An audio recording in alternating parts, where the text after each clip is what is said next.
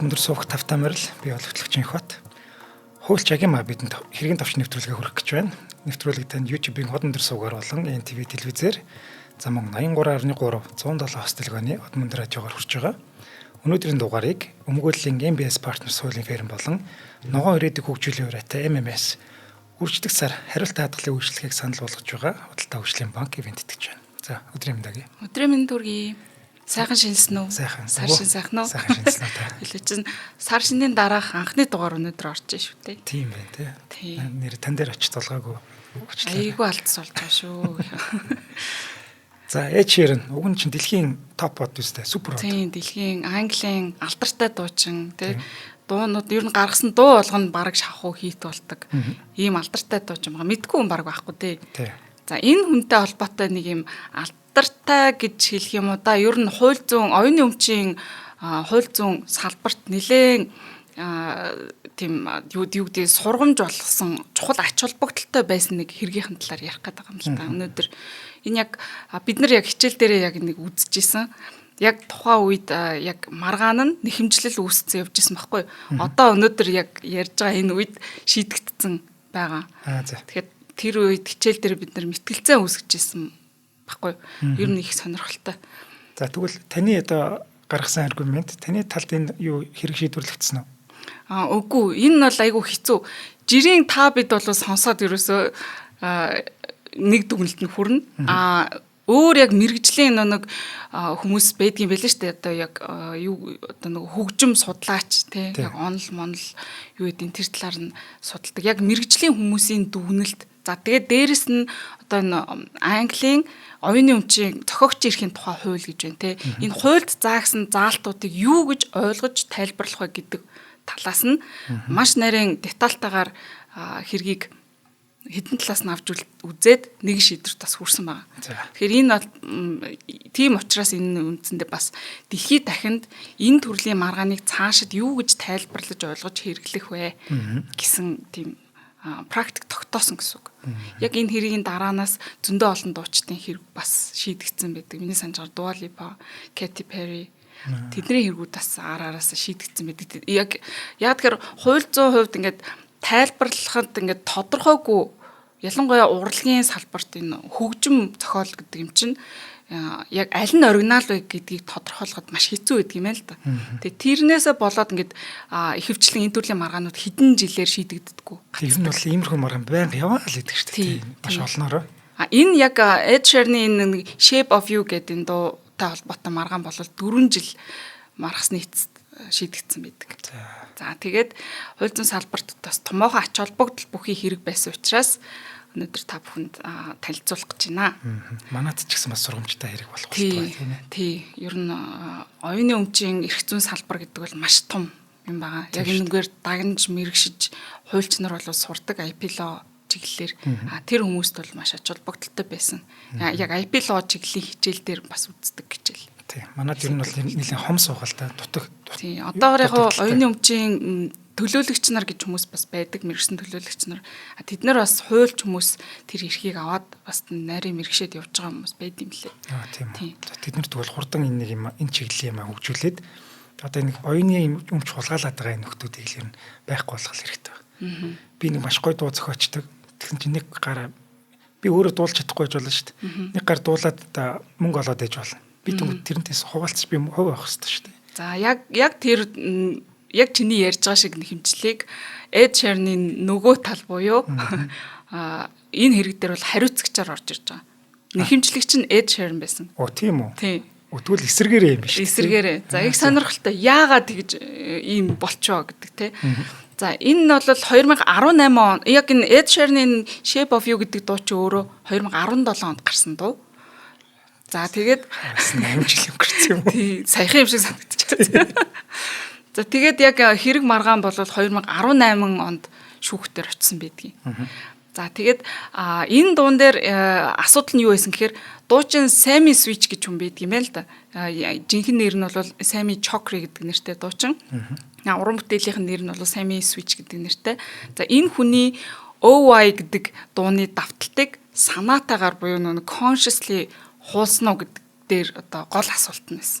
Яг энэ хэргийн маргааны асуудал нь. За тэгэхээр энийг үнэлж дүгнэлж шийдэхийн тулд шүүх хууль зүйн хүрээнд юу шийдэх тодорхойлох шаардлагатай болсон бэ гэхээр нэгдүгээрт нь одоо Английн зохиогчийн эрхийн хуулийн хууль заагдсан тэр шаардлагуудыг дахин тодорхойлох шаардлагатай болчихсон. Одоо юу гэж ойлгох вэ гэдэг талаас нь гэсэн үг шүү дээ.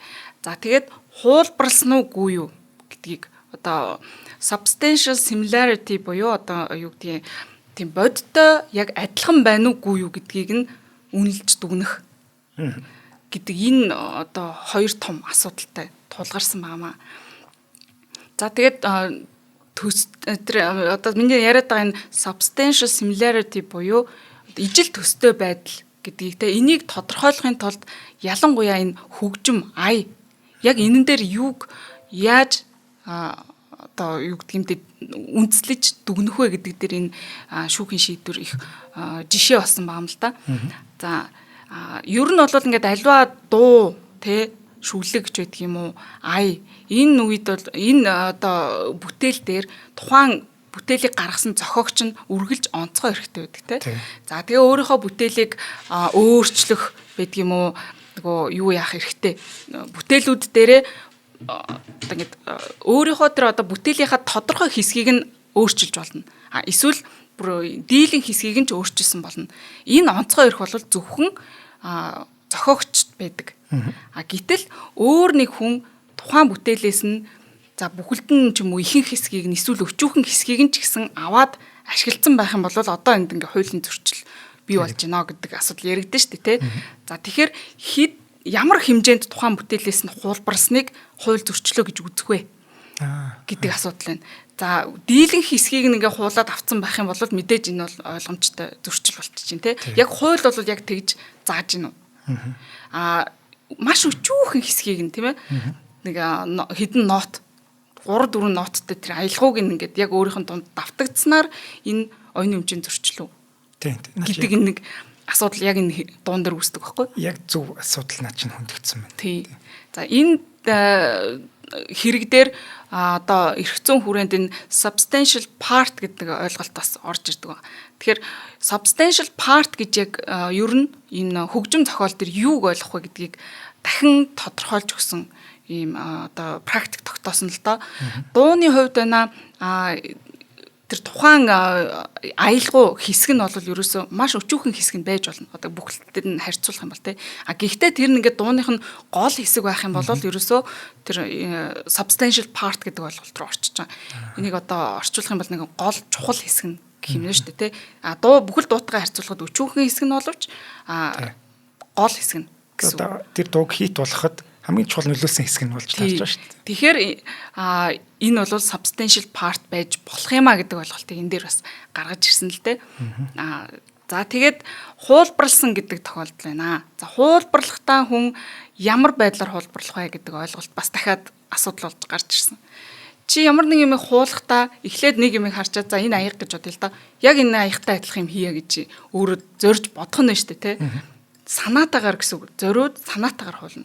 Гэтэл чи зүгээр ингээд бодож суужгаад за би нэг аяг зохиодоо гэд зохиосон чинь надад байсан аягтай яг адилхан байвал яах вэ?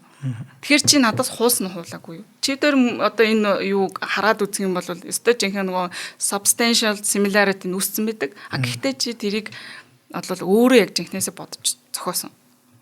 Энэ бол ингээд бүр тийм хууль эрх зүйн хувьд одоо жишээлбэл энийг нотлоход маш хэцүү. Би яг энийг өөрөө бодоод олцсон шүү дээ, тийм ээ. За энэ хэрэг дээр бол тэрийг нь хоёр талын өмгөөлөгч нар за тэгээд шүүгч ч гэсэн маш ухаалгаар шийдсэн байдаг. Энийг хоёр тал нотлох шаардлагатай болсон байх нь шүү дээ. За хэрэг үүсэх босгох шалтгаан. За Sami Switch гэдэг энэ нэрээр уран бүтээлээ туурдаг энэ Sami Chokri гэж хүн болвол энэ бусад зохиогч нартай те шүлэг зохиох, зохиодог энэ хүмүүстэй хамтраад 2015 оны 3 сард OY гэдэг нэртэй дуугаа зохиосон байгаа юм. За тэгээд тэрээр Английн алдартай дуучин Ed Sheeran-ыг өөрийнх нь уран бүтээлээс хуулбарлсан гэж үзээд 2018 онд Их Британийн зохиогчийн эрхийг хамгаалах байгууллага гэж байд юм л Performing Rights Society гэж байд юм.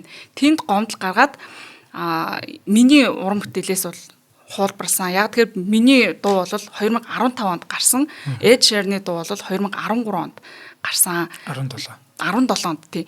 Тэгээд тийм учраас миний дуу бол төрүүлж бүтээгдсэн учраас Ed Sheeran миний уран бүтээлээс хуулбарсан. Тийм учраас би энэ Shape of You гэдэг энэ дуунаас royalty бас хүртэх хэрэгтэй. Яг тэгэхээр миний дууны хэсгийг аваад ашигласан шүү дээ. Тэгэхээр би бас зохиогчийн кредит авч авмаар байна гэсэн. Ийм агуулгатай гомдлыг бол гаргасан байна. За энэ гомдлынх нь одоо дагуу тухайн Performing Rights Society-гаас Ed Sheeran-ы болон бусад зохиогчдын энэ Shape of You гэдэг дуунаас хүртдэг ойролцоогоор 2,200,000 паундыг нөгөө фриз хийсэн, зарцаасан. Нөгөө тэд нар чинь энэ яг энэ PRC-гээр дамжуулж ингэж мөнгө авдаг юм байл да. Одоо энэ royalty төлбөрүүдээ дуунаасаа олж байгаа. Одоо бид нар нөгөө нэг Spotify ч юм уу юун дээр ингэж энэ дуу явах болгонд тэр хүмүүс royalty хүртдэг. За энэ мөнгөө энэ байгууллагаараа дамжиж авдаг. За тэр байгууллага дээр байсан яг энэ дуунаас хүртдэг 2,200,000 паундыг зарцаасан байна. За ингэснээрээ энэ асуудал мэдээж Ed Sheeran болон бусад зохиогчдын дургуутслыг бол хүргэх нь тодорхой. За тэгээд энэ маргаан үүсэх болсон гэж байгаа. За тухайн үед энэ Ed Sheeran-ы дуусан Shape of You гэдэг дуу нь Spotify дээр 3 тэрбумудаа тоглогдсон анхны дуу болоод байсан. Бүр хит болж исэн. За YouTube-д 5.6 тэрбум үзэлтэнд хүрсэн ийм бүр дэлхийд дахинд хит болсон дуу байсан байхгүй юу? Тэгэхээр энэний royalty нь ийм өндөр байх нь бол аргагүй байгааз. За тэгээд ингээд Ed Sheeran бол бусад зохиогчтойгоо хамтаар би бусдын оюуны өмчийг огт хулгайлаагүй гэдэг үндслээр тийм шүүхэд хандсан байгаа. Өөрийнх нь эсрэг одоо үндслэлгүйгээр нөгөө хүн гомдол гаргаад яваад нь шүү дээ тий. За үүнийг нь деклэр хийлгэх зорилгоор шүүхэд хандсан. За шүүхэд бол хэмжлэгчээр 3 этгээд оролцсон. Ed Sheeran, Stephen McCatchen, John McDade гэдэг 3 хүн. Энэ нь бол гурлаа хамтарч гад Shape of You гэдэг дууг хамтран зохиосон гэдэг. За мэдээж яг зохиосон процессыг харах юм бол Ed Sheeran хамаг гол дууны одоо хэсгээ өөрөө зохиодог. Энэ хүмүүс нь бол хамтарч зохиодог юм байт юм байна. За тэгээд дөрөв дэх нэхэмжлэгч бас байсан. Энэ Shape of You гэдэг дуунаас юм тодорхой хувийг нь эзэмшдэг, гэрээний дагуу эзэмшдэг. Тэгээд юм хөгжмийн нийтлэлийн тийм түгээдэг гэх юм уу та. Тийм зүгээр студи юм шүү. Тийм яг хөө студи гэхэд ашиг компаниар орж ирж байгаа байхгүй. Компани менежмент энтрийг хийдэг ч юм. Тэр энэ эдгээр чинь ингэ тийм дуунаас нь ингээд тэр тухайн дуунаас нь хүртэх royalty ч юм уу зохиогчийн эрхээс нь тодорхой хувийг нь эзэмших тийм гэрээ явуулаад тэгээд ингээд эрхийг эзэмшчихдэг. За тэгээд яг тийм эрхтэй нэг компани бас оролцсон. За хариуцагчаар түрүүний яриад байсан Sammy Chokri буюу Sammy Switch. За тэгээд Ross O'Donoghue энэ айгуу сонир нэртэй. За нэг бас нэг хүн Ross гэд нэрлэлээ. За тэгээд энэ OY гэдэг дууны зохиогчд байгаа. За тэгээд 3 дахь хариуцагчаар нь ANC гэдэг хөгжмийн уран бүтээлчийн одоо энэ менежмент болон энэ сошиал медиаг нь хариуцдаг бас нэг компани орж ирсэн. Sammy Switch-ийн талын компани юм тийм Sammy Switch-ийн талаар хамтарч хариуцагчаар татагдсан гэсэн үг. За талуудын нэхэмжлэл бол нөгөө түрүүнд хоёлаа ярьсан Shape of You гэдэг дууг одоо та бүхэн бараг мэдэх бах хоёлаа тоглож сонсгоё. За энэ дээр болохоор нөгөө OI гэдэг нэг хэсэг байгаа. OI гэх тээ. За тий хоёлаа тэрийг сонсох ч идэх үү? За тий. За тий. За Ed Sheeran-ы дуугийн төрүүлээд тавьчих. За Ed Sheeran-ы дуу болохоор ийм юм байна. Ооч. За. Энэ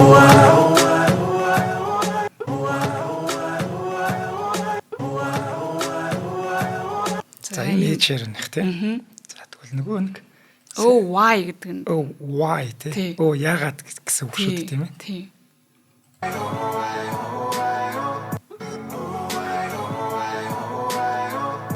За ийм юм байна. За чам сонсоод ямар санагдав? За ер нь бол хавцаал юм шүү. Яг адилхан байна уу? Ер нь бол эсвэл жоохон ялгаа бол байна л та. Гэхдээ ер нь бол санаа нь л адилхан л дуурч шүү. Өнгөний одоо юу ч гэдэг юм уу те ингээд тоон ингээд өсөө явж байгаа ч гэдэг юм. Энэ ингээд сонсохоор яг л адилхан сонсогдож байгаа зү те. Тийм ер нь бол адилхан сонсогдож байна. Тийм. Энэ дууны одоо нөгөө хамгийн сүүлд сонссон Sammy Chokri шүүхэд өгсөн тайлбартаа ингэж хэлсэн байдаг юм хэлээ л дээ. Би энэ Shape of You гэдэг дууг радиогоор сонсоод ихэд цочирдоод тэгээ алдартай дуу чинь би дууга дээрэмдүүлчлээ штэ гэсэн нэг тийм мэдрэмжийг авсан гэж бол хэлсэн ба. Тэгэхээр яг энэ хэсгийг сонсоод бол магадгүй ийм мэдрэмж авахар сонсогдож байгаа зү тийм ээ. Тэгээд энэ яг энэ OI гэдэг энэ хэсгүүд байна шүү дээ. Энэ хоёр дууны хоёулангийнх нь нэг нь бол OIB гэж байгаа. Нөгөөх нь болохоор OY гэж байгаа. Яагаад гэж байгаа тий. За тэгээд энэ хоёр хэсгийг нь шүүхтэр хоёуланд нь тусад нь нэр өгсөн байна. Ed Sheeran-ы дууны яг тэр хэсгийг нь болохоор OY phrase гэд нэрлэлсэн. За Sammy Chokri-гийн хэсгийг нь болохоор OW hook гэд нэрлэлсэн байна. Хүүхэ. Тий. Одоо давталт дахилт махилт гэсэн үг юм шиг үлээ шүү дээ, тийм. За тэгээд OY дуу бол төрөвлж зохиогчийн эрхээр хамгаалагдсан ийм дуу гэдэгт бол талууд маргаагүй. За тэгээд хариуцагчид юу гэж маргаж ирсэн бэ гэхээр Ed Sheeran өөрийнхөө дууг зохиогоос өмнө OY дууг төрүүлж одоо олж сонсох боломжтой байсан. Тиймээс энэ өөрийнхөө Shape of You гэдэг дууга зохиохдоо OY дууны тэр нэг OW hook хэсгийг нь ийм одоо энэ дууны энэ бодтой чухал хэсгийг нь хуулбарсан гэж бол маргасан байна. Түрүүнд би тайлбарсан те чухал хэсэг дууны чухал хэсэг гэдэг нь хичнээн дээр ингээд жоохон байсан ч гэсэн хэдхэн секунд байсан ч гэсэн энэ бол дууны чухал хэсэг юм аа. Энийг бол санаатаагаар зөрүүд хуулбарсан гэж бол маргасан байна. За тэгээд түрүүнд ярьсан те Ed Sheeran үнэхээр энэ OW hook хэсгийг зориуд санаатаагаар хуулбарсан уу? За энэ дээр бас дахиад нэг хууль зүйн ойлголтыг тайлбарлаж өгөх хэрэгтэй. Ухамсаргүй хуулбарлалт гэж орчуулагдах юм шиг байгаа. Жог утгагүй орчуулсан байж магадгүй. Subconscious copying гэдэг ойлголт байгаа энэ хууль зүйн ойлголт гэх юм лөө. Үгүй. Санамсаргүй бол тийм accidentally хуулаад байгаа юм биш байхгүй. Ерөөсөө огт мэдгүй гэсэн үг. Хуулж байгаа гэдгүүдийг өөр төр бүтээлийн талаар огт мэдгүй. Тэгээд яг бүтээл хийхэд адилхан гараад ирж байгаа. Энэ тохиолдолд бол хуулийн зөрчил бол үүсэхгүй. Яг тэгэхээр чи түрүүнд энэ жишээн дээр ярьсан те чи цаашаа харж суужгаад өөрөө бодоод олоод зохиоцсон бүтээлч нөхгүй. Тэгээ энийг бол энэ нэг subconscious copying гэдэг байгаа. Яагаад copying гэдэг үг орж иж юм гэхээр яг чи дээр бүтээл адилхан байгаа байхгүй. Тэгэхээр энэ дээр ийм хууль зүйн ойлголт гарч ирдэг. За энэ асуудал бол яригдсан хоёр талаас. Subconscious copying байсан уу эсвэл санаатаагаар ингээд дуугийн сонсчоод хуулсан уу дуурайсан уу гэдэг те. За тэгээд Ed Sheeran бол шүүхэд өгсөн тайлбартаа энэ маргаан бүхэн дууны энэ хүүг хэсэг байна шүү дээ те. OY гэсэн хэсэг. За энэ бол ерөөсөн машингийн зүйл шүү дээ. Байдаг л тийм нот те машингийн гэж бол тайлбарсан. Гэхдээ Ed Sheeran юу гэж хэлжсэн гэхээр гисэн хэдиж хэрвээ би тухайн үед энэ OY гэдэг дууг сонссон байсан бол түүнийг нь хэрвээ би ашигласан гэж үзэх юм бол те би энэ ашиглах эрхийг нь баталгаажуулж авахын тулд шаардлагатай арга хэмжээг би авах байсан. Би аль болох юм болгоомжтой байж дуу бичгтээ өчүүхэн ч гэсэн нөлөө үзүүлсэн бүх хүмүүст би зохиогч эрхийг нь олгодог. Учир нь би бусад дуу зохиогчдод шударгаар хандахыг хүсдэг юм хөө. Би ерөөсөө тийм энэ дуунаас огт хулгай хийгээгүй гэж бол хэлсэн. За тэгээд энэ хэргийн гол асуудал болох санаатай эсвэл ухамсаргүй хуулбарлалт гэх юм уу те. Энэний тухайд болохоор хариуцагчид нэг юм хэдэн аргументыг гаргаж ирсэн. За тэрийг нь хоёулаа жоохон дэлгэрүүлээд бас ярина. За хоёулаа юу ячаад дараа нь дэлгэрүүлээ. Хамтран ажиллагч ярьчаад. За дугаарыг хамтран ажиллагчаар үрждэг сар хариултаа хадгалсан одоо үйлчлэгийг санал болгож байгаа худалдаа хөгжлийн банк оролцож байна. За 24 онд бид нэр худалдаа хөгжил банкыг нэлээд их ярьсан тийм. Хариултаа хадгалъя гэх хоримтлал хялбар хоримтлууд гэдэг үйлчлэгийг нь. Хялбар хоримтлал үйлчлэгээний дөрвөн юм төрөлтэй дөрвөн төрлийг нэлээд их ярьсан байна. За тэдний харин хариултаа хадгалъя гэдэг үйлчлэгээр та 50,000 төгрөг дансандаа цуглуулж чадах юм бол худалдаа хөгжлийн банк тэр 50,000 чинь үржүүлж өгөх гэж байгаа юм. За тэгэхээр та өөрийнхөө одоо хадгаламжийн дансанд 50,000 төгрөг хийгээд зогсохгүй тэрийг чинь худалдаа хөгжил урамшуулна гинэ. Тэгээд арай л даврааж байгаа юм шүү дээ тэдний эрхлүүлж байгаа юм шиг. За энэ хариултаа хадгалъя гэдэг нь яадаг үйлчлэг вэ гэвэл хэрвээ би 7500-аар дэлгүүрээс нэг дундаа авлаа гэж бодоход би өмнө худалдаа хөгжлийн банкийнхаа тохирсон байх. За би ингээд 1000 төгрөгөөр ингээд хариултаа хадгалахаар тохирууллаа шүү гэд. Тэнгүүд би карт уншуулгууд миний картнаас 8,000 төгрөг асагдчихна. За тэр илүү 500 төгрөг маань харин миний шууд хадгаламжийн данс руу яваад орчих. За ингээд 500 маань ингэж нэмэгцээр байгаа 50,000 болсон даруйд худалдаа хөгжлийнхэн 50,000 чинь үржүүлж хийнэ гэж тансрав. За үүнээс гадна нэг гоё юм хэлэхэд худалдаа хөгжлийн банкны төв байрны нэг давхарт хялбар хуримтлал гэдэг юм бүүт засагдсан байгаа. За энэ бүүт дээр очиод хариултаа хадгалъя өдөр бүр хуримтлуулын үйлчлэгэнд бүртгүүлээд ийм хүрд эргүүлэх боломжтой болно.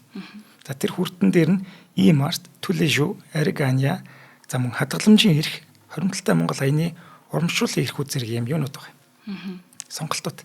За аль сонгосных нь танд бэлгэлэх юм бэл. Энэ эрхүүдээс. За худалдаа хөгжлийн банк маань 1-р эмнэлгийн яг баруун талд чинээр баригдсан цагаан байшин байгаа. За өглөө 9-оос орой 5 хүртэл очиж одоо энэ юунуудаас хүрдээ эргүүлээд бүтнээс нь очиж урамшууллаа авах боломжтой тийм ээ. За ингээд худалдаа хөгжилтэй баярлалаа. Баярлалаа. За хариуцагч талаас ямар аргументууд гаргаж ирсэн бэ гэдэг дээр хоёлаа зогссон байгаа. Нэгдүгээрт нь бол дуунуудын хооронд бол хангалттай ижил төстэй байдал байна. Тэгэд хэдүүлээ сонслоо штэ түрүүнд. За хоёрдугаарт нь юу гэсэн гэхээр Ed Sheeran энэ OY гэдэг дуутай танилцсан байх хангалттай боломжтой. За гуравдугаарт нь Ed Sheeran бусад дуунаас ер нь бол санаа авах хандлагатай байдаг. Ер нь гэж байгаа. Ийм гурван аргументыг гаргаж ирж мэтгэлцсэн. За шүүгч энэ Закроли гэж хүн бол энэ хэргийг бол шийдсэн байгаа. Тэгээ дээрх гурван асуудлыг дараах байдлаар дүгнэж хэргийг шийдсэн байгаа. За нэгдүгээрт нь ижил төстэй болон ялгаатай байдал гэдгийг тодорхойлох шаардлагатай болж шít. Хамгийн түрүүнд тийм ээ. За ижил төстэй ба ялгаатай байдлын тухайд бол шүүгч нь одоо энэ OW хүүг болон OY фраз хэсгүүдийг нотыг нэм одоо найруулагч нөгөө нотыг нь дэлгэцэн дээр өгөөрэй. Ийм адилхан 4-4 хэмжээнд оруулаад тэгээд А минор дээр тавиад яг адилхан юм дээр тавьж агаад ингээ харьцуулж үтсэн байгаа байхгүй нотон дээр. За үүн дээр яг ингээд адилхан байна уугүй юу гэж тэ энэ хөгжим тоглодог хүмүүсийн хувьд нотыг нь хараад бас ялгааг нь харж магадгүй. За тэгэхээр шүүгч энэ нилээ хэдэн гээд ялгаануудыг бол дурдсан л та. Тэгээ ямар одоо чухал ялгаа байна гэж үтсэн бэ гэхээр энэ OY фраз буюу нөгөө нэг Ed Sheeran-ы фраз за OW хоёрын хөгжмийн цохилттой хэсгүүд дээрээ одоо нөгөө өөр үгэн дээр өргөлт авч ийна гэдгийг нь онцолсон байна. Тийм байна. Найруулагч нотыг өгсөн байна. Тэгээ одоо жишээлх юм бол тэр OY дээр болохоор OY гэхдээ Y гэдэг хэсэг дээр нь өргөлтөө авч байгаа байхгүй. За Ed Sheeran-ы дуундар болохоор OY гэхдээ O гэдэг хэсэг дээрээ өргөлт авч байгаа. Тэгэхээр энэ нөгөө хөгжмийн яг цохилттой хэсэг гэдэг чинь одоо нөгөө бөмбөрч гэдэг юм ингээд тэр цохилттой хэсгүүд дээр хаана өргөлт авч ийнэ гэдэг дээр ач холбогдол өгж байгаа байхгүй. Тэгэхээр өөр хэсгүүд дээр авч ийн. Хоёулаа адилхан яг ингээд авиа зүүн хувьд OI гэж байгаа юм шиг боловч өөр хэсгүүд дээр авч ийна гэсэн. За шүүх хуралд бол мэдээж нөгөө нэг forensic musicologist гэж хүмүүс бол орж ирсэн нөгөө хөгжмийн судлаач гэх юм те гадны шинжээч нар оролцсон. За бас гэрчүүд хоёр талаас оролцсон. За шүүгч энэ хариуцагчийг энэ дууны зөвхөн ижил төстэй хэсгүүд дээр л чинь анхаарал тавьж энэ хэмжлэн тайлбараа тавиад байна. Үүнээс гадна энэ хоёр дуун дээр бол ялгаатай талууд зөндөө байна. Энэ хэсгийг нь чи одоо үл хайхарч байна гэж тэмдэглэн дурдсан байна. За энэ одоо юу гэдгийг аль элемент нь энэ хөгжмийн аялгау зохиоход түгээмэл хэрэглэгддэг элементүүд буюу одоо тэгээ энэ нотууд байна шүү дээ ингэж өгсөж байгаа. Энэ нотууд бол ямар ч хөгжмөөр барагших байдаг юм өгсөлттэй энэ элементүүд байгаа. За үүнтэй ижил төстэй элементүүд одоо Ed Sheeran-ийн Shape of You гэдэг дуунаас гадна өөр босод дуунууд нь ч гэсэн бас байдаг гэдгийг онцолсон. За тэгээд ашиглагдсан одоо хэллэгүүд тэ тус тусын дуунд ингээд гүйцэтгэж байгаа үүргийнх нь ялгааг хэлсэн байна. Энэ чинь OY нөгөөх нь OI шүү дээ. За энднэрийнх нь ялгааг нь бас шүүгч маш ухаалгаар тайлбарсан байна. За OW дээр буюу нөгөө OY дууны хэсэг дээр одоо энэ бол мэдээж бол дууны бол гол хэсэг мөн байна. Дууны юм нэг удаан тэг бодлогоширсан асуулт тавьж байгаа нэг тийм мүүдийг бол яг энэ OY гэдэг хэсэг илэрхийлж байна гэж шүүгч дүгнсэн байгаа байхгүй. OY яагаад вэ те ингэж нэг гансарсан одоо те ингэж ямар илэрхийлэл хэмдэ эмошн ингэж яагаад вэ гэж тэгж байгаа юмыг одоо эмошныг бол илэрхийлж байна. Харин OI фраз дээр болохоор Shape of You дуун дээр эсэргээрээ нөгөө нэг I'm in love with your body гэдэг хэсэг байгаа шүү дээ. Яг энэ араас нь явдаг. Энийн хэсгийг нь дүүргэх зорилгоор хэлэгдэж байгаа. Ийм үг байна гэж хэлж байгаа байхгүй юу? I'm in love гэдгийн I-ийн гэж I'm in love with your body гэдэг шүү дээ. Арынх нь одоо хэсэг тэрнийгээ дүүргэх зорилгоор урталт нь тэгээ би чамд ингээд одоо чиний биеинд татагдж байна ч гэдэм үү те. Энэ хэсгийг илэрхийлэх зорилгоор хэлэгдэж байгаа үг гэж шүүгч дүгнж байгаа байхгүй юу? гэдэг чинь. Тэгэхээр энэ одоо хоёр дууны хувьд бол ингээд өнгө айс нь өөр болчихж штэ. Нэг нь бол тийм байна. Тий. За тэгээд энэ OY фразыг бүтээх юм боломжит их үүсвэр болон хувьслын талаар шүүгч бас дүгнж хэлсэн байдаг. Ed Sheeran-ийн нэг OY хэллэг болон одоо энэ Shape of You гэдэг дууны бүтээсэн түүхийн талаар дэлгэрэнгүй тайлбар бол авсан байгаа юм л да. Яаж энэ дуугаа зохиосон юм бэ гэдэг. Ямар тайлбар тэрэн дээр нь байсан гэхээр зохиогч нар бол өглөө 11 цагт ингээд студи дээрээ цуглараад уулзснаас хойшоо ерөөсөө 18 цаг 25 минут гэхэд энэ Shape of You гэдэг дууны бүрэн демо хувилбар нь бүтээд бэлэн болцсон байсан.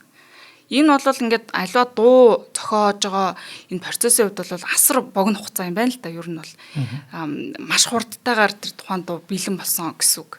Тэгэхээр энийг бол шүүгч хүлээн зөвшөөрсөн байгаа. Энийгээ эднэр нотлсон байгаа юм л да. Гэрчүүдийн тайлбар тэ одоо асар хурдан хугацаанд энэ Shape of You гэдэг дуу бүтсэн гэдгийг. За тэгээ шүүхийн шийдвэрийн хид хідэн одоо хэсгүүд дээр Ed Sheeran гайхалтай хурдтайгаар гэдэг энэ хэсгийг бол дахин дурдсан байгаа. Тэгээд ер нь бол Ed Sheeran маш хурдтай дуун дээр ажилдаг гэдгийг нь бол нотлогдож байна. Яг энэ Shape of You гэдэг дуун дээр маш хурдтай зохиох процесс байсан учраас өөр дуунаас хуулбарсан гэсэн үг бол биш гэж шүүгч бол дүгнсэн байгаа. Давтан энэ хэсгийг маш хурдтай ажилтдаг хүн юм байна гэдгийг бол дурдсан байдаг. За тэгээд шүүгч мөн хөгжимд бол ерөнхийдөө тийм нийтлэг хэсгүүд бол байдаг. Тэгээд Ed Sheeran-ы бүтээлд ч гэсэндээ ер нь бол тийм нийтлэг хэсэг байх боломжтой штэ гэж онцолсон байна. За тэгээ эцэст нь бол шүүгч Sacral-ийн OY болон OI фразын хооронд ижил төстэй тал бол мэдээж бол байна. Гэхдээ ихээхэн ялгаа бас байна гэж дүгнэсэ. За ижил төстэй элементүүдийн хувьд бол тийм Shape of You дууны хөгжмийн элементүүд, зохиох үйл явц. За тэгээд энэ OY фразын тэр нэг хувьслын шинжилгээ зэрэг эдгээрийг дүгнээд OY фраз нь бол бусдаас хуулсан байна гэж тийм итгэл үнэмшлийг надад төрүүлэхгүй байна гэж дүгнсэн байна. Энэ бол хангалттай бусдаас хуулаагүй гэж нотолж чадчихна гэж үзсэн. За дараагийн аргумент нь Ed Sheeran тэр OY гэдэг дууг мэдэх боломжтой байсан уу? Тэрийг ингээд олж сонсох боломжтой байсан уу гэдэг дээр талууд бас маргасан байдаг.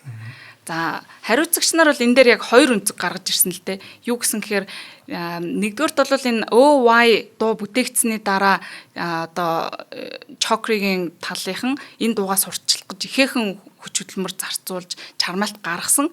Ялангуяа энэ Ed Sheeran-тай хамтран ажилладаг продюсер энэ төр хүмүүстэй холбогдоод энэ дуугаа бол хүргэхийг зорж исэн, оролдлого бол хийж исэн гэдэг талаараа баримт гаргаж ирсэн. Гэхдээ хэдийгээр тэд нар ингэж чармаж ажиллаж ирсэн ч гэсэн яг энэ OY гэдэг дуу нь одоо тэр хүмүүс яг үнэхээр сонссон ч юм уу, сонсоогүй ч юм уу, за сонссон байлаа гэж бодоход тэд нар дамжуулаад Ed Sheeran-д энэ OY гэдэг дууг сонсох уу гэдэг нь ингээд маш магадлал багтай байгаа юм.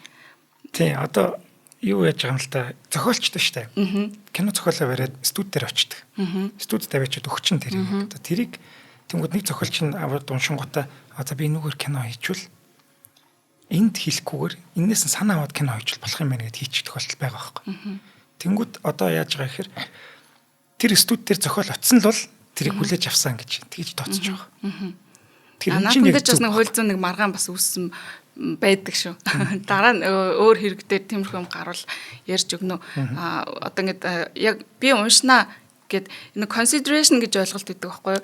Аливаа гэрээ хэлцэл байгуулагдсан гэж үзхийн тулд талууд харилцсан бие биендээ consideration буюу юм төлбөр гэх юм уу да хийсэн байх ёстой гэж үздэг.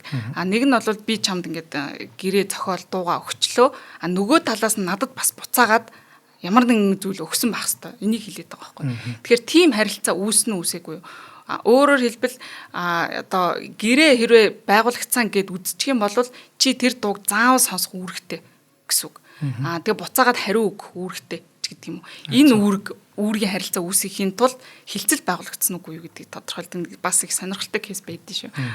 За тэгээд яг энэ одоо Semi Chokri-гийн хүмүүс бол энэ Ed Sheeran-тай холбоотой ажилладаг продюсеруудад бол дууг өгөх гэж оролцсон гэдгийг бол нотолсон. Гэхдээ тэр продюсерууд тухайн дууг нь яг сонссон юм уугүй юм уу? Тэгээ сонссон байлаа гэхэд Ed Sheeran-д дамжуулж сонсгосон юм уу гэдэг магадлал маш бага. За тэгээд энэ нөгөө нэг Semi Chokri өөрөө ч гэсэндээ бас энэ зар сурталчилгаа дуугаа түгээх ажиллагаа нь бол ерөөхдөө нэг юм сонирхогчийн төвшөнд байсан гэдгийг хүлээн зөвшөөрсөн байт юм лээ л. За тэгээд Switch болон Chokri болон Ed Sheeran нарын дундын танилуудыг те энэ OY дууг Ed Sheeran-д хүргэсэн байх боломжтой гэдэг энэ аргумент нь ингээд няцаагдаж байгаа юм дэ. Яагаад заавал яг энэ дууг ингээд Ed Sheeran-д дамжуулж сонсгоно гэж те. Тийм магадлал бол бага. За хоёрдугаар аргумент нь юу байсан гэхээр Ed Sheeran те өөрөө ийм шинэ уран бүтээлч хайж явахдаа ч юм уу эсвэл одоо дууныхаа санааг хайж явахдаа OY гэдэг дуутай таарлцсан байх боломжтой юу гэж. За энэ аргумент нь болохоор Ed Sheeran-ийн нэг рекорд лейбл шүү дээ. Одоо нөгөө харьяалагддаг лейбл. Энэ лейбл нь бол ер нь үндсэндээ дандаа яг Ed Sheeran-ийн өөрийнх нь шүтэн миширдэг тийм уран бүтээлч нартай гэрээ оолж хамтарч ажилладаг юм байна л да. Тэрнээс ерөөсөө өөрсдөө тийм шинэ уран бүтээлч ч гэдэм үү хайж явдаг тийм хүмүүс биш. Тэгэхээр энийг бол нотолж чадсан. Тэгэхээр ямар нэгэн байдлаар энэ шинэ уран бүтээлчийн хайж явах явцдаа ч юм уу эсвэл нэг юм тэр аргумент нь няцаагдчихсан. За мөн хариуцагч нар Ed Sheeran бол UK сценийг дагдаг учраас энэ Switch-ийн тухай олж мэдсэн байх магадaltaй гэж маргасан байдаг. Гэхдээ энэ нөгөө талаас юу гэж яасан гэхээр Ed Sheeran чи ерөөсөө юм сошиалд ордгоо хүү юм байна шүү дээ. Тийм үү. Тий. Яг энэ маргаан үүссэн яг энэ байх үед Ed Sheeran чи бүр ерөөсөө бүр сошиал орчинд огт байгаагүй ордгоо. Тийм grid of эсэргүүнүүд байдаг. Тэдний нэг юм байна тий. Ерөөсөө тийм сошиал медиад ордгоо холбоосдгүй байдгийн байна гэдгийг нь шүүхэд тайлбар өгөө тэрийг нь нотолж чадсан. За тэгэхээр энэ бол өөрөө ингэж те ямар нэг юмыг фоллоу хийдэг учраас олж мэдсэн байх магадaltaй гэдэг нэг хацаагцсан байна. За мөн Ed Sheeran-ы битсэн нэг Eraser гэдэг нэг юм дуу байд юм байна л да. Eraser. Ярилцлагч Eraser.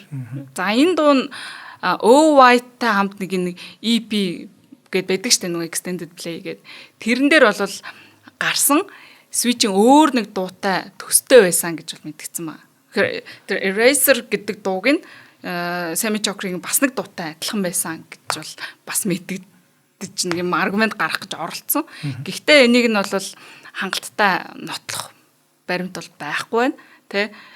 Тэгээд ямар ч Eraser дуугийн сонсоод тэр дууг нь харьцуулаад бас ямар нэг тийм сэжигтэй эргэлзээтэй юм ерөөс огт олж харахгүй байна гэж бол шүүгч дүгнсэн байна.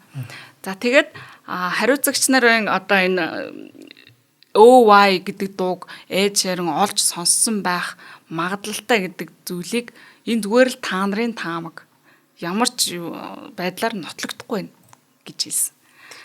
За 3 дахь аргумент байна. Ed Sheeran ер нь бол ингээ бусдын уран бүтээлийг хуулцдаг хүн гэсэн. Нэрээ тэгсэн тий. За тэгээд энэ бол маш хачирхалтай өнцөг байсан л да. Тэгээд одоо Ed Sheeran-ыг яг энэ дээр юу гэж одоо шүүхтэр бусад гэрчүүд болон хамтран ажиллагч нар Ed Sheeran ч гэсэн юу гэж мэдүүлэг тайлбар өгч ирсэн гэхээр бусад зохиолчдыг бол дандаа дурдж тэднэрт ингээд хүндэтгэл үзүүлдэг гэдгийг бол байнга ярьжсэн те. Хэрвээ би энэ дууг чинь сонсоод ашигласан байсан бол би та нарт гэртээд өгөх байсан гэж эхэндээ тайлбар өгсөн шүү дээ. За тэгэнгүүт хариуцагч нар энийг нь ашигласан гэж боддоо. Ed Sheeran бол ингээд шинэ бусад зохиолчдыг дурдаад хүндэтгэл өгөөд кредит өгөөд байдгаа. Энэ бол өөрөө ч гэсэн ингээд зөвшөөрж байна. Энд чинь өөрөө тэр хүн бусдын дууг авч ашигладаг гэдгийг харуулад байна шүү дээ. Гэдэг үнцэг гаргаж ирсэн. Тий. Энэ зөвүүн л юм тий. Тий. Энд чинь өөрөө хүлэн зөвшөөрж байна. За тэр чинь өөрөө бас бусдын юмыг ер нь л авч ашигладаг а гэдгийг харуулж штэ гэж. За тэгтээ энэ дээр бол шүүгч бол энэ тайлбарыг аргументыг бол зөвшөөрөөгүй. Яг тэгэхээр Эд Ширан бусдын уран бүтээлийг хүлээн зөвшөөрч тэдэнд кредит өгдөг энэ зан чанар бол тэ бусдын одоо уран бүтээлч ажлыг хулгайлах магадлал харин ч бага гэдгийг илэрхийлж байгаа маа. Гэж шүүгч бол тэгж дүнс. Харин ч хүндэтгээд бүгдийн дурддаг байх штэ энэ ч гэсэн. Авсан л бол угаасаа дурддаг юм байна. Тэгэхээр аваагүй учраас дурдаагүй байна гэсэн агуулгаар шүүгч энийг тайлбарлаж байгаа байхгүй. Гэхдээ тэдний гаргасан өнцөг бас их сонирхолтой байгаа. Гоё юм байна. Тий. Харж байна уу ийм олон хүнээс авцсан. Манайхаас ч ихс уссан байхгүй юу? Тий. Ер нь л наа чин өөр хүнээс авдаг л байгаа үстэй гэж байгаа.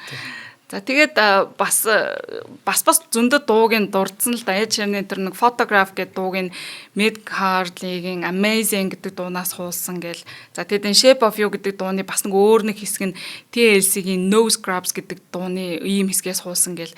Тиймэрхүү жишээ аргументыг бас гаргаж ирсэн. Нэрээ нэг адилхан юм гинт санагдаа явчих чам. Гэхдээ энийг бол шүүхтэр хүлээж аваагүй байна. Тийм харагдахгүй байна. Тэгээд нотлогдохгүй байна гэж үзсэн. За тэгээд энэ шүүх хурал үндсэндээ 11 хоног үргэлжиж хоёр талаас нилээдгүй маргасны эцэст бол Эд Ширан бусдын дууг хулгайлаагүй гэж хэлсэн. За хоёлаа дараа нь үйл явдал болно шүү дээ. Тэг яг шийдвэр гарсны дараа тайлбарууд хоёр талаасаа өгсөн. За тийм. Тайлбаруудыг хамтран ажиллагчийн дараа яриа. Өнөөдрийн дугаарыг ногоон ирээдүйн хөгжил ураатай MMS ивент итгэж байгаа. За MMS нь бол ер нь ногоон ураанда таарсан ийм үйл ажиллагаа явуулдаг компани. За 2022 оноос нарны цахилгаан ус хүрийн дэлхийн номер 1 Jinko Solar брендинг Монгол улс дахь албан ёсны дистрибьюторээр ажиллаж байгаа. За хэрэглэгчдийнхээ олон талт хэрэгцээг нийцүүлээд нарны эрчим хүчний иж бүрэн шийдлүүдийг санал болгож байгаа. Иж бүрэн гэхэр чинь хавтан юу гэдгийг батарей гэх мэтчлэн бүгдээр орно шүү дээ, тийм. Тэгэхээр энэ бол энэ дээр очивол өөрийнхөө одоо тэр эрчим хүчнийхаа нарны эрчим хүчний асуудлыг бүгдийг шийдэж болох юм. За Jinko Solar нь хэрэглэгчдэд хамгийн өндөр ашигт ажиллагаа бүхий Tier 1 зэрэглийн нарны хавтанг эрчим хүч хуургах хуримтлуулах системийн төгс шийдлийн хамт нэг дор санал болгож байгаа анхны үйлдвэр бөгөөд 2022 оны эхний хагаст Santera болон San Giga нэртэй нарны эрчим хүчний систем бүхий цогц шийдлүүдийг зах зээл нийлүүлсэн байна. За нэг албан ёсны дистрибьютор болохоор шин загвар гаргах ч юм уу одоо технологийн илүү сайжраад түрээд ирвэл шууд л эднийх рүү очиж зарагддаг гэсэн үг. Тэгэхээр ер нь одоо бүгд дэлхийд даяараа ногоон болж штэ тийм. Одоо лагер дээрээ ч юм уу гэртээ ч юм уу дуудахгүй манай орон сууцтай байшингууд ч гэсэн нарны эрчим хүчээр ажилтдаг л болох байх. За одооноос ингээд хэрэглээд хөвшөөд сурчих юм бол энэ Jinko-гийн MMS-ийн Jinko энэ бол дэлхийн номер 1 брэнд юм биш үү. За дэлгэрэнгүй мэдээллийг Facebook-ийн MMS Green Building гэдэг хуудаснаас авч болно. За мөн 7711 1999 гэдэг дугаараар холбогдож болох нэ. За баярлалаа. За тэгээд хэргийн ол эцэст мэдээж Эд Ширан нөгөө нэг царцагдсан байсан 2 сая 200 мянган паундын роялтиг бол авсан. За тэгээд дээрэс нь хариуцагч нараас нэг 900 мянган орчим паундыг хуулийн зардал болон бусад зардалтаа тооцож авсан. За энэ дээр өөр ямар нэгэн хохирол бол ерөөсөө нэхээгүй юм блэ. Гол асуудал нь юу байсан гэхээр Эд Ширан өөрийнхөө нэр төрийг цэвэрлэхийг хүссэн. Би бусдаас уран бүтээлийг нь хуулбарлаагүй гэдэг асуудлаар. Тэгээд одоо энэ шүүхийн маргаан үүссэн. За энэ хэрэг маргааныг шийдснээр одоо түрүүнд хэлсэн те зохиогчийн эрхийн оюуны өмчийн хууль эрх зүйд маш олон ойлголтуудыг тодорхой болгож өгсөн. Дэлхийд дахин жигшиг тогтоож өгсөн юм а эрх зүйн хувьд. Хэрэг маргааны энэ төрлийн маргаан бол дэлхийн аль ч улсад гарах боломжтой шүү дээ, тэ. Тэгээд энэ Английн хуулиар Англид шийдэгдсэн учраас энэ common law системтэй улсууд чинь бие биенээсээ ер нь өмнө яаж шийдэжсэн бэ гэдгээс ингэ санаа авч бас хууль зүйн ойлголтуудыг тайлбарладаг, ашигладаг юм байгаа. Бид нар ч гэсэндээ Орос, Германаас эрх зүйн хувьд ингээд нөгөө санаа авч ч гэдэг юм чинь эрх зүйн нэг л ойлголт байна шүү дээ, тийм. За гэрээ гэдгийг юу гэж ойлгох вэ гэдэг юм. Яг тэрнтэй адилхан ийм олон асуудлыг тайлбарлаж өгсөн хэрэг учраас яриад байгаа юм л да. За тэгээд шүүхийн маргааны дараа бол Эд Ширан олон нийтэд хандаж бас мэдгдэл хийсэн байдаг. Энэ хэргийн зардал нь бол надад те санхүүгийнхаас бол илүү байсан гэж хэлсэн байгаа. Шүүхэд очоо шүүхээр маргаад явж эн чинь 4 жил үргэлжсэн маргааш шүү дээ. Энэ стресс бол миний болон миний хамтрагчдын бүтээлч байдал сүргөөр нөлөөлж бид нар ингээ уран бүтээлээ ийм бүтээх тэрэндээ гаргах цаг хугацаа багассан сэтгэл санаагаар бол их дарамтанд ордог байсан гэж бол хэлсэн байсан. За тэгээд хин нэг олны өмнө таны үнэн шударга байдлын талаар ингээ гүтгэхийг сонсох нь үнэхээр хэцүү байсан. Тэ чиний хийгээгүй тэгээ дээрэс нь хизээж хийхгүй байх байсан тэр зүйлийг чинь хийсэн ингээ буруутгаад байхаа тэрнээс нь би ингэж өөрийгөө хамгаалах энэ байдал бол надад туйлын хүнд байсан гэсэн агуулгатай тийм ярилцлага бол өгсөн байдаг.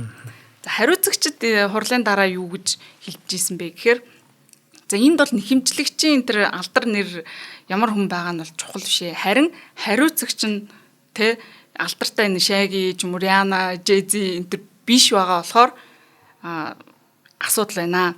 Хэрвээ энэ Сами Чокри бол тийм алдартай хүн байсан бол өөрөөр хандах байсан. Хүндэн тохируулсан гэсэн үү? Гэсэн л агуулгатай тийм бас мэдээж эсэргүүцчихэл байгаа л да тийм хүлэн зөвшөөрөхгүй. За ийм агуулгатай тайлбарууд өгсөн байд юм билээ. Хаширч уг нь Shape of You-гээс хувь авах гэж ирсэн хүн чинь өөрөө 900 мянган паундын өрөнд орчлоо. Өрөнд орсон. Тий. Тэгээ ер нь бол ингээд урлагийн салбарт бол яаж бодсон хэцүү л дээ те.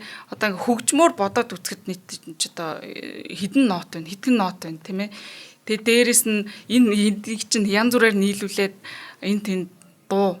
За Spotify дээр ингэж аахгүй өдөр болгон тэгээ 60 мянган дуу гарах юм бол одоо ингээд ямар нэгэн байдлаар давхцал үүсгэх нь бол гарцаагүй.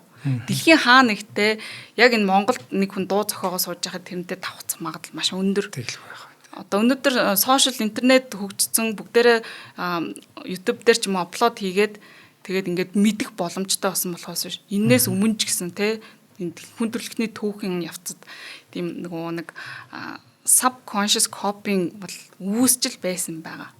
Тэг юу гэж орчууллаа надад. Хумсаргүй хулбарлалт. Тий. Тэр бол байх боломжтой. Тэгэхээр энэ төрлийн маргааныг шийдэх гэж өмнө маш уддаг байсан. Тэгэхээр одоо бол нэг жишг тогтоочлоо гэсэн. Тэгэд энэ хэргийн дараа Dua Lipa бас энэ төрлийн маргаан Америкт шийдэгдсэн санагдаж байна.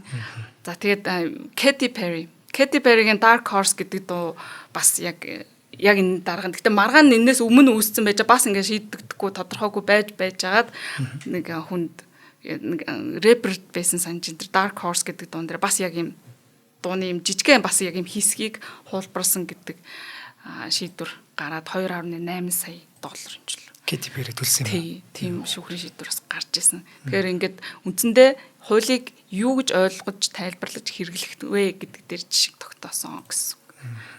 Тийм. Ер нь бол манад их сургамжтай хэрэгэлтэй. Тийм. Манайх бол за яг ер нь бол улаан цай хусдаг зарим нь. Тэгэд үг мөгийн ч гэсэн яг ямар нэг шүлэг ашиглачаад тэгээд тэр хүндээ хэлэхгүйгээр тий. Тэгээд дуу нэг хийд болоод ингэ яваад байдаг. Зохиогч нь өөрөө хэлэхээс нааш манай хүн дуулаад алтуураа игээд мөнгө олоод яваал гэдэг. Тэгээд хэллээж гисэн одоо тэгээд бас яг ямар арга хэмжээ авч чадах уу? Тэр нь бас ойлгомжгүй тодорхойгүй байсаар байна шүү дээ. Яг тийм. Тэнгүүт одоо жишээлбэл тэр шүлгийг зохиогч итгээд би ингэчлээ гэд бариад очингууд хуулийн зохицуулалттай байх хэрэгтэй байна. Тийм. Яг тэр хүн чинь тухайн өөрийнхөө бүтээлийг хамгаалаад би ийм шүлэг зохиочлоо гэдгийг оюуны өмчөөр баталгаажуулах шаардлагатай болж байна л да. Яг оюуны өмчийг бол юу гэж үздэг гэхээр тухайн бүтээл бүтээгдсэн цагаасаа эхлээд тэр хүний өмч гэж бол үздэг. Одоо чи тухайн шүлгийг 2008 онд ч юм бичсэн байлаа гэж одоо тэр үеэсээ эхлээд чиний уул нь өмч гэж үзэж байгаа. Гэхдээ чи тэрийг нотлох шаардлагатай болчихж байгаа байхгүй. Яг энэ инхүтэн шүлэг муу юм уу? Эсвэл инхүтэн хажуу суужсан гомбоо бичсэн юм уу? Тийм ээ. Тэгэхээр энийг ингэж тодорхой заагтайгаар ойлгохын тулд энэ хууль зүйн одоо хууль тайлбарлах, ойлгох, ашиглах гэдэг юм чинь маш хэрэгтэй байгаа байхгүй. Тэр агуулгаараа бас жишг тогтоочлаа юм л та. Тэг одоо энэ манай зохиогчд ч гэсэн ер нь өөрийн чинь ингээд юмыг хуулбарлсан ч юм уу, шууд хулгайлсан ч юм уу, иймэрхүү тохиолдол байж бол зүгээр битгий өнгөрөөгөр. Заавал ямар нэг арга хэмжээ авах хэрэгтэй. Тэгэхгүй бол энэ байдал бол улам дамжираад улам энэ байдал гарсаар л авах болно шүү дээ. Тийм болохоор эртнээс эрт гэж хэлэхэд ч ойротч дээ. Тэр нь одооноос байнга одоо мэдгдсэн тохиолдолд шууд л ямар нэг газар мэдгэж явах хэрэгтэй. Минийх ингээ улгаалцсан байна гэдэг. Ядаа сошиал дээр ч юм уу тий. Энэ нөгөө нэг хоёулаа чинь энэ нэвтрүүлгийн нэртэй холбоотойгоор бас нэг асуудал бас үүссэн байгаа шүү дээ. Хоёр тал гэдэг нэртэй явж исэн. Тэгээд тухайн үедээ бол хоёр тал гэдэг нэвтрүүлэг байсан хэсгийг нь ерөөсөө мдээгүй шууд өгөөд явцсан. Тэгээд бид нар хүний оюуны өмчтэй нэрийг авч ашиглаж исэн гэдгийг мэдээд уучлалгүйгээд нэвтрүүлгийн нэр бол солигдсон байгаа. Тэгээд тухайн хүнтэй ч гэсэн бид нар холбогдсон. Тийм. Тэгэхээр оюуны өмч гэдэг юм зүйлийг бол бид нар яалтчгүй одоо маш анхаарч бас болгоомжтой байх хэрэгтэй болж байгаа. Тий. Тухайн хүний одоо өмчийг одоо хөлс хөдөлмөрийг үнэлэх хэрэгтэй тийм ээ. За баярлалаа. За хуулчаагийн хэргийн товч нэвтрүүлгээ хүргэлээ. Нэвтрүүлэг танд YouTube-ийн хот мөндөр суугаар болон NTV телевизээр замун 83.3 107 хостолгооны хот мөндөр радиогоор хүрсэн. Дугаарыг ногоон ирээдүйн хөгжлийн ураатай MMS компани болон үрждэг сар хариултаа хадгалах үйлчлэгийг санал болгож байгаа Худалдаа хөгжлийн банк ивент итгэлээ. За дараагийн дугаар оролцъё. За баярлалаа.